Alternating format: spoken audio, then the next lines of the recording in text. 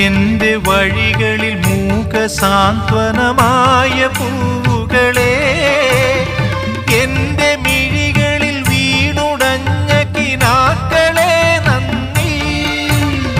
മധുരമാം പാധേയമായി തേൻ കനികൾ തന്ന തരുക്കളെ, തളരുമീയുടൽ താങ്ങി നിർത്തിയ പരമമാം കാരുണ്യമേ നന്ദി. എന്നോടൊത്തുണരുന്ന പുലരികളെ,